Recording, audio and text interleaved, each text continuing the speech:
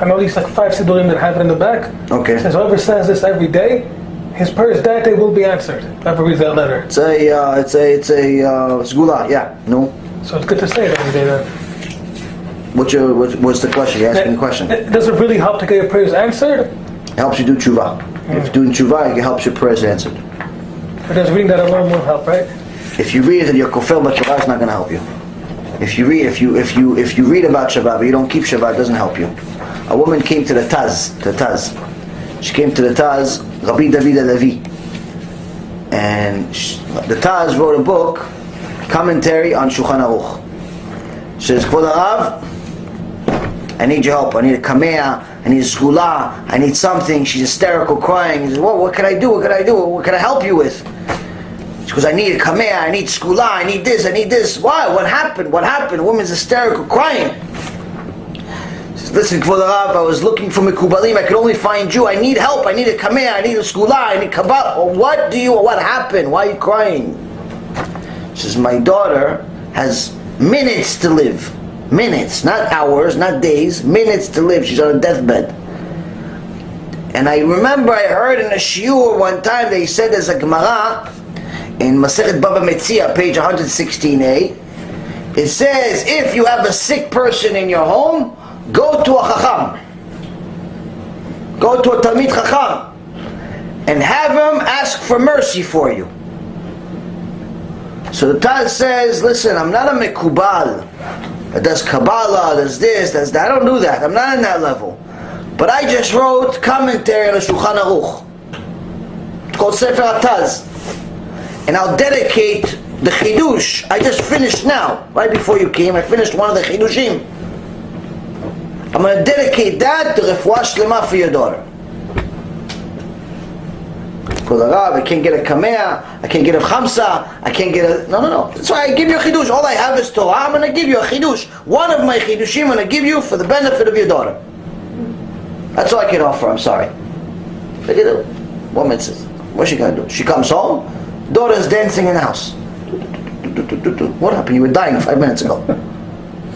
What happened? Torah. Fulfill Torah, there's no end to salvation, no end. You don't need crazy things. You don't need to play with stars, talk to angels. You don't need any of that. Fulfill Torah, hon shel schar. There's endless reward for it. Endless. But you have to believe it. So reading the Igeret HaRamban is great. But if you're kufir b'Torah, it's not helping you. It's actually hurting you. Learning about Shabbat, learning Musar, learning this, all of those things are wonderful. But if you're contradicting it on a day-to-day basis through your actions, it's not helping you. You can go to every modesty class on earth, but if you're still wearing short skirts, tank tops, and no kisui rosh, you have a problem, my friend. You understand? So, the point of Torah is to implement what you learn. Hashem is not expecting you to be born tzaddik amur, tzaddikah, where you know everything on day one. But listen, you got to shiur Torah. Rabbi said you have to be modest. That's why it says in the Torah, he provided you sources where Hashem says he hates zima, he hates immodesty, he hates things like that, he doesn't like it. He wants you to be modest, he wants you to be a tzaddikah like Sarah Imenu. Okay, so you have to start doing it. I know it's hard, I know it's difficult, I know you have to change your whole wardrobe, it's not cheap. I know people are going to look at you strange because all of a sudden there's somebody in the neighborhood that actually covers their body, for heaven's sake. I know, it's not easy. It's Hashem. Same thing with a guy. All of a sudden, instead of going out bar hopping at 12 o'clock at night is when he begins his night, all the way till 4 o'clock in the morning, what does he do? He studies Torah, goes to sleep, goes to minyan nets. Goes to pray at 6 o'clock in the morning. Everybody's coming out of the club at 6 o'clock in the morning, he's going to pray. It's hard. It's a big change. He's only 22 years old. It's the time you're supposed to party in this rotten world. He says, no, I'm going to go to Tfilat Nets. I'm going to go pray. I'm going to learn Torah. I'm going to do good things. Why? That's why he gets the schar. He doesn't get the schar because he was born that way.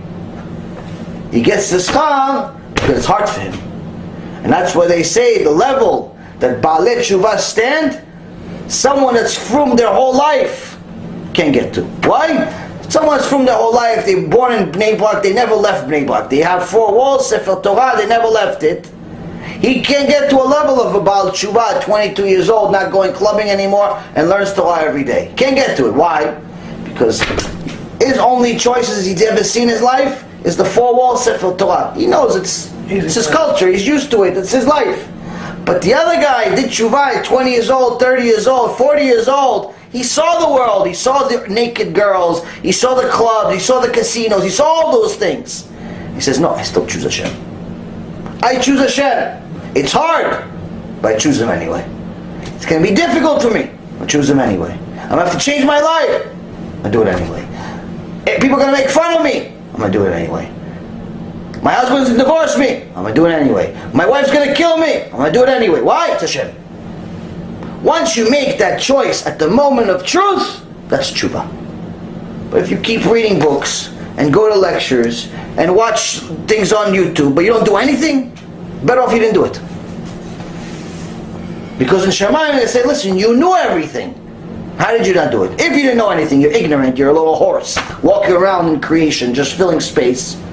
What are they going to come to you? They said, you didn't know, you thought you were a horse, and the horse thought you was human. Both of you mixed spaces.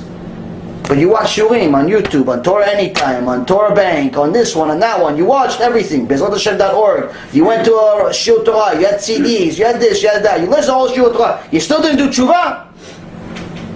There's nobody worse than you. You understand? No? So Bezrat Hashem, this is another shiur that will wake up people from all over the world. Because right now there's a spiritual war, but there's many, many souls to save. Anyone that's serious about Hashem, serious about God, it's about time. You have to do something about it. If you want to convert, get serious with it. Stop wasting time. You want to do Teshuva, get serious with it. Stop wasting time. The reason why is because Hashem says at the end of times to the prophet Ezekiel, whether you want to or not, you will serve me. So it's better you learn from me to nice, funny, sometimes funny shiurei Torah that are interesting, intimidating sometimes. It's better you learn from me, because it's just words. Because if Hashem says you're going to serve me anyway, that means you can either learn from a seminar, or a shiur Torah, or a YouTube video, or you can learn to Him talking to you. When He talks to you, it's painful. I have a little experience with that too. So better we learn that way, it's much better for us, and realize that His is His. Everything is His. The more we realize that everything is His, Bezrat Hashem, the closer we are to Him.